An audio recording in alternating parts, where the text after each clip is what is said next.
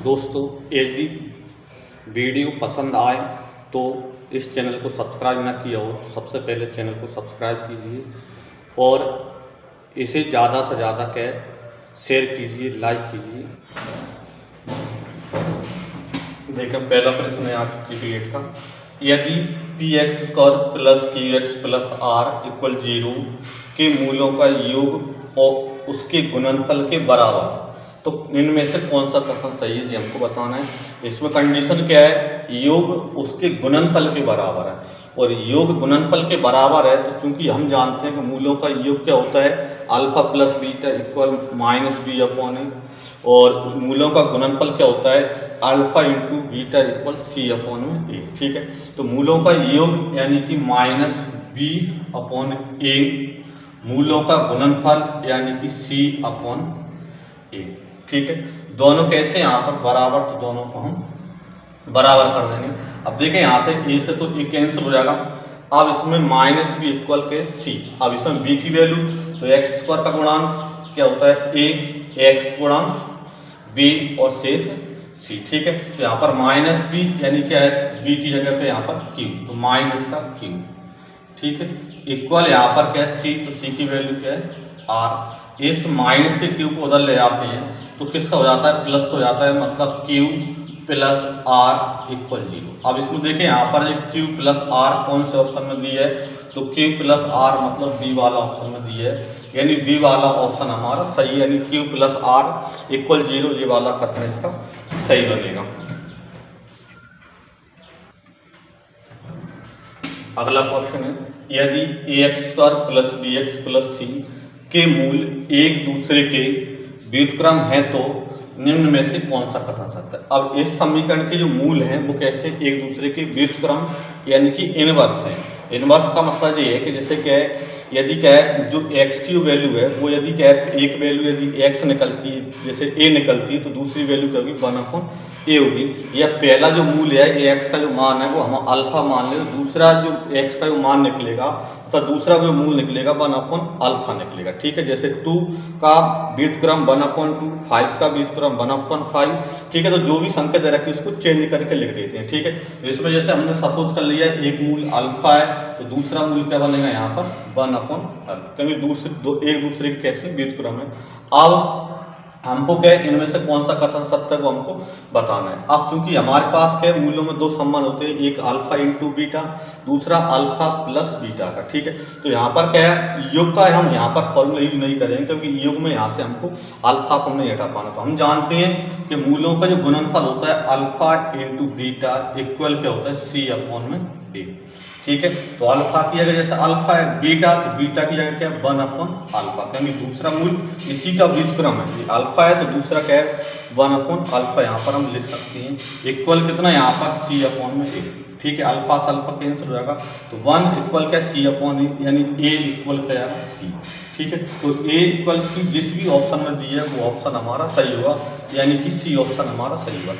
यदि यहाँ पर मूल एक दूसरे के क्या है, यहाँ पर क्या है विपरीत चिन्ह वाले दिए होते, तो जैसे एक मूल अल्फा होता है दूसरा माइनस का अल्फा मानते, तो फिर हम यहाँ पर अल्फा प्लस बीटा का फॉर्मूला यूज करते हैं। चिन्ह वाला यदि प्लस माइनस वाला होता तो alpha plus beta plus minus वाले फॉर्मूले का यूज हम उसमें करते, तो संबंध हमको यहाँ पर मिल जाता है। ठीक है, मोस्ट क्वेश्चन है।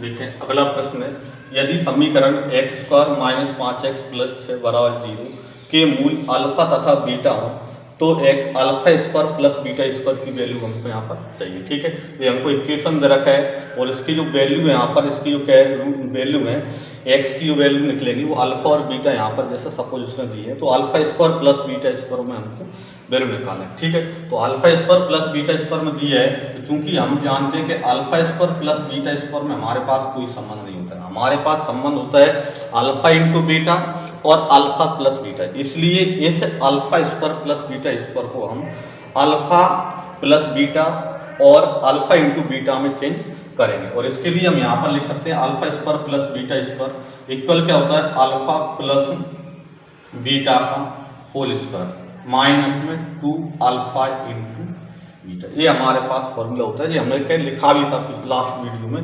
यदि वीडियो ना देखी हो तो उस वीडियो को पहले देखें, उसके बाद इस वीडियो को देखें।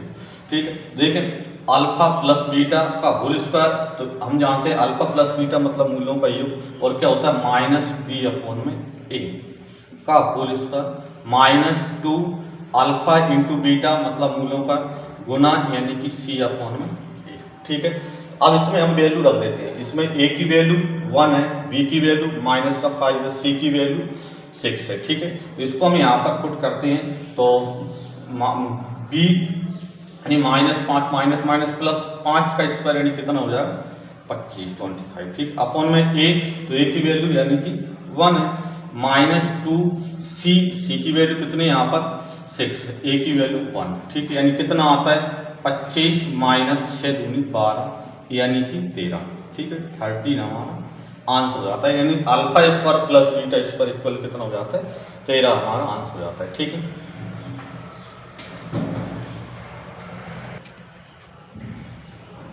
देखिए उसी कैटेगरी का एक क्वेश्चन है, यदि समीकरण x square minus P x plus Q equal 0 के मूल अल्फा तथा बीटा है तो alpha cube plus beta Q की वैल्यू चाहिए। अब चूंकि यहाँ पर ही वही है, उधर क्या है alpha square plus beta square था तो उसके लिए फॉर्मूला हमने लिखा था, और इधर क्या है alpha cube plus beta Q, और इसका भी हमारे पास फॉर्मूला हमने लिख रखा था यहाँ पर। तो alpha cube plus beta cube equal क्या लिख सकते हैं अल्फा प्लस बीटा का whole cube -3 alpha into beta और ब्रैकेट में अल्फा प्लस।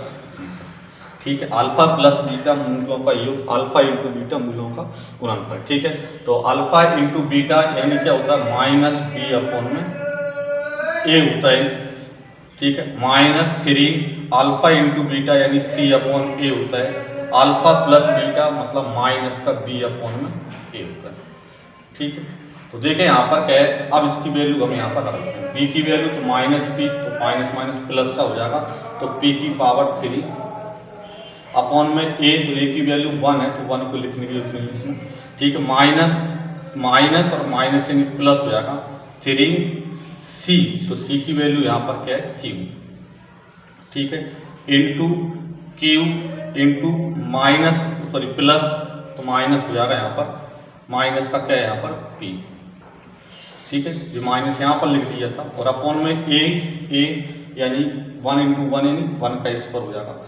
ठीक है, यानी क्या हो जाएगा पी क्यू माइनस में माइनस फिर हो जाएगा यहाँ पर क्या हो जाएगा 3 पी क्यू। ठीक है, माइनस प्लस माइनस हो जाएगा, तो P Q minus 3 P Q हमारा क्या हो जाएगा इसका आंसर हो जाएगा। ठीक है,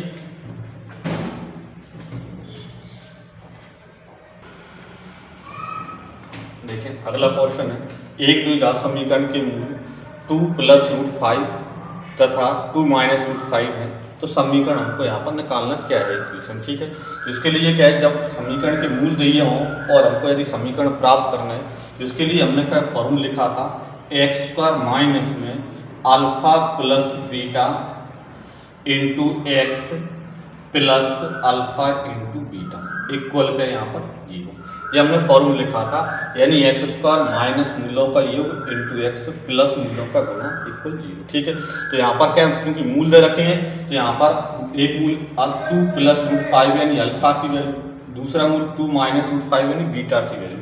तो एक्स स्क्वायर ऐसा कैसा माइनस अल्फा यानी कि 2 प्लस रूट 5 फिर प्लस बीटा की वैल्यू यानी क्या है 2 माइनस रूट 5। ठीक है, इंटू एक्स फिर प्लस लगाया अल्फा इंटू बीटा यानी कि 2 plus root 5 into 2 minus root 5 equal यहाँ पर 0 तो 0। ठीक है, तो इधर क्या है रूट 5 प्लस माइनस का कैंसिल हो जाएगा, क्या आएगा यहाँ पर एक्स का 2 प्लस 2 यानी 4x। ठीक है, फिर प्लस यहाँ पर देखें 2 प्लस रूट 5 2 माइनस रूट 5 मतलब एक बार प्लस का एक बार माइनस, यानी ए स्क्वायर माइनस बी स्क्वायर, ए स्क्वायर तो 2 का स्क्वायर 4 b² इक्वल यहाँ पर 0, ठीक है। यानी क्या आता है यहाँ पर x² माइनस का 4x माइनस 1 इक्वल कितना यहाँ पर 0, ठीक है। x² माइनस 4x माइनस 1, क्योंकि 4 माइनस 5 यानी माइनस का 1 यहाँ पर आ जाएगा, ठीक है। तो x² माइनस 4x माइनस 1 वही इक्वेशन बनेगी जिसकी क्या वैल्यू रूट वैल्यू कितनी थी, ठीक है।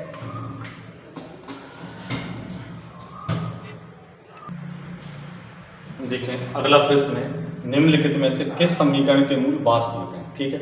और मूल वास्तविक है तो इसके लिए हमने फर्स्ट वीडियो में बताया था, एक सारणी लिखी थी, उसमें यदि क्या है b² माइनस 4ac की वैल्यू पॉजिटिव आती है या 0 आती है तो मूल वास्तविक आते हैं, और यदि b² माइनस 4ac की वैल्यू कोई भी नेगेटिव वैल्यू आती है, ठीक है, तो उसके जो मूल होते हैं वो कैसे होते हैं, अवास्तविक होते हैं। तो यहाँ पर बताना है किस समीकरण के मूल वास्तविक हैं, मतलब उस समीकरण के क्या है b² माइनस 4ac की जो वैल्यू भी या तो 0 निकलेगी या 0 से कोई भी बड़ी वैल्यू यानी पॉजिटिव वैल्यू यहाँ पर निकलेगी, ठीक है।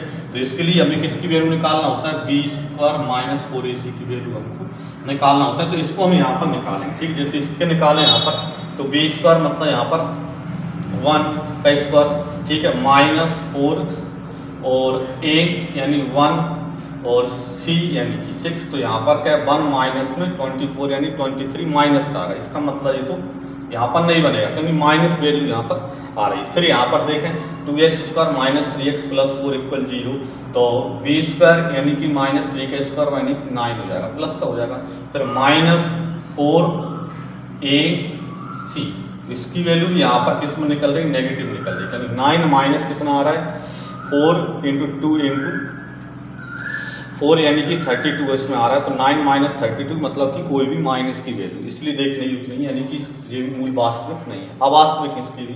इसको देखेंगे इसी प्रकार 3x² प्लस 4x प्लस 5 यानी 4 का स्क्वायर यानी कि 14, ठीक है, माइनस 4ac इसकी वैल्यू भी हमको दिख रही है कितनी, किसकी कैसी आ रही है यहाँ पर माइनस की, ठीक है, और माइनस की वैल्यू आ रही है तो इसका मतलब ये भी नहीं हो सकता, इसका मतलब ये और देखें नहीं खैर अपन इसको, तो b² मतलब कि 7 का स्क्वायर, क्योंकि स्क्वायर करेंगे तो माइनस माइनस प्लस हो जाएगा, माइनस 4ac यानी किसका, ठीक है। तो इसको देखें यहाँ पर तो 49 माइनस कितना आता है 40, ठीक है, यानी कि 9 किसका आया यहाँ पर प्लस का, और प्लस का आया तो इसका मतलब कि ये वाला हमारा आंसर है। और उसके हम पूछेगा किस समीकरण के मूल वास्तविक है, यानी कि जो डी नंबर वाला समीकरण इक्वेशन है इसके जो मूल है वो कैसे हैं, रियल है, ठीक है।